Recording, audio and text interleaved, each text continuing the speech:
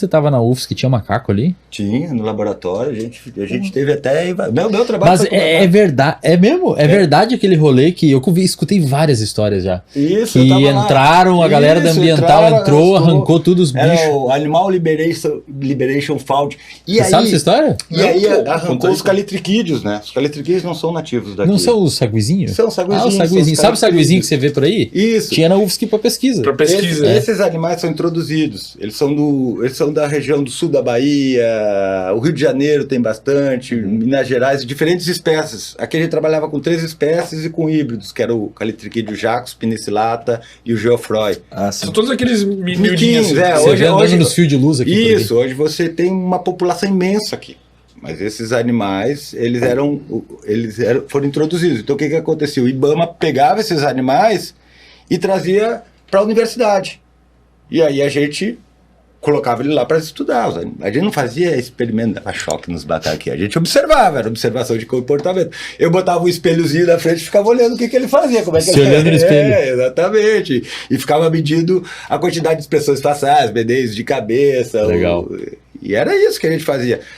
Só que daquela época, influenciado por uma série de movimentos que tinham, inclusive nos Estados Unidos, onde a gente tem uma série de experimentos assim um pouquinho mais delicados do ponto de vista da ética com animais, né? O pessoal inflamado com aquele invadiu o laboratório, soltou todos os amigos.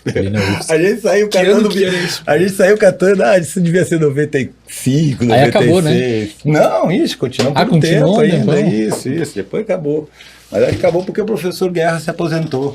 Era na psicologia. Cara, né? mas o que vocês pensam dos testes em animais, assim, cara? Tipo, é extremamente necessário?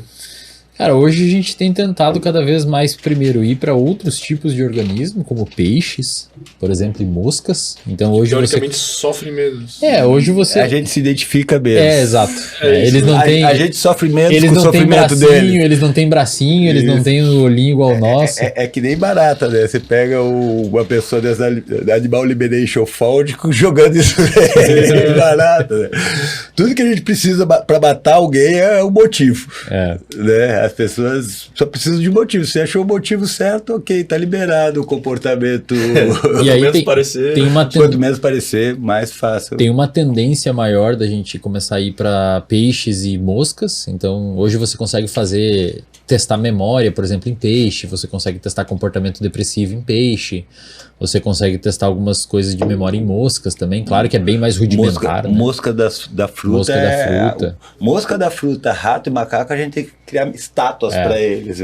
Que é o que mais. Mas tu acha isso tipo uma hipocrisia, tipo, sei lá, por ti? Cara, não. É que assim, tem pesquisadores que estão tentando criar modelos computacionais. Então você tenta imitar um organismo no software, daí você vai lá e dá um medicamento e o software gera o que aconteceria num organismo de tal peso, com tal colesterol, com tal glicemia, etc. Só que, bicho, infelizmente hoje a gente precisa fazer testes em animais ainda, porque é o que a gente tem. E a sociedade hoje, o seu tio só toma metformina, e eu sei que você tem um tio que você toma metformina, que é um medicamento para diabetes, todo mundo tem um tio diabético. Estatisticamente impossível não ter um tio com hipertensão ou diabético. E ele só conseguiu chegar nesse medicamento por conta dos testes com animais, cara. Infelizmente ainda é necessário. Infelizmente. Como é que tu faria para medir assim a importância de um estudo para justificar, talvez, o Quem mede isso é o comitê de ética. Mas eles têm parâmetros. São vários pesquisadores que vão analisar vários critérios do estudo para ver, de certa forma, qual o grau de importância, de sofrimento versus de importância. Tipo assim, os pesquisadores, um comitê de ética, que inclusive tem a galera que defende que é o defensor dos animais, participa do comitê de ética, e eles vão analisar, eles vão perguntar, você precisa de 20 animais? Não pode ser 10? Por que 20? Justifica o porquê desse número. Aí o cara tem que justificar o porquê. Mas você vai dar uma injeção no bicho todo dia? Mas por que tem que ser injeção? Não pode dar pela boca? Não pode botar na água de bebê? Eles querem um Mas você vai... Tem os como é que chama? Os endpoints, tipo, se o bicho começar a demonstrar algum tipo de sofrimento, como tem um jeito de inferir que o animal está sofrendo, como quando ele fica com a orelhinha baixa, quando fica o olho muito fechadinho, significa que ele pode estar sentindo dor. Você tem que, infelizmente, fazer a eutanásia do bicho, não pode deixar ele sofrendo. Então tem todo um conjunto de pessoas que se preocupam com o bem-estar dos animaizinhos. Mas, cara, como o Fábio falou, se você não tira as pesquisas com camundongo, ratos, com macacos, você essencialmente não teria medicamento no mercado, a expectativa de vida seria muito mais baixa. E infelizmente até o momento é necessário. Mas é muito, por exemplo, se usar um primata numa pesquisa tipo dessas que envolve sacrifício do bicho e tal, cara, você tem que responder uma pergunta que vai ter um impacto significativo na vida do ser humano, porque você não pode simplesmente, eu vou fazer aqui para ver o que acontece. Não. Tá, mas aí entra meio que nesse papo da hipocrisia, porque o macaco é mais importante que o rato? Porque a gente se identifica mais com ele. Macaco. Mas assim, rato é um bichinho legal no laboratório, porque o ciclo de vida dele é rápido. Então você consegue, por exemplo, e você consegue testar várias gerações. Por exemplo, mosca da fruta também. Você não vê ninguém invadindo o laboratório para liberar moscas de fruta. E se usa bastante, cara, mosca de fruta. Pra caralho. Ela dura o quê? Um dia? Para estudos genéticos, como elas têm uma geração muito rápida, elas são modelos, são muito usados. Mas você não vê ninguém, não, vamos lá liberar. Agora os macaquinhos, sim. Hipocrisia. Não é hipocrisia.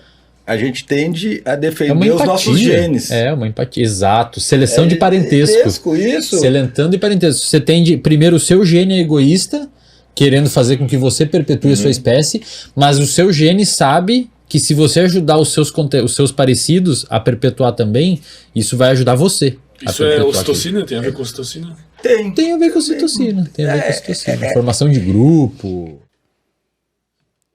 E olha lá, o cara que viu o vídeo até aqui não é inscrito e não deixou o like. Eu vou aí te pegar, maluco.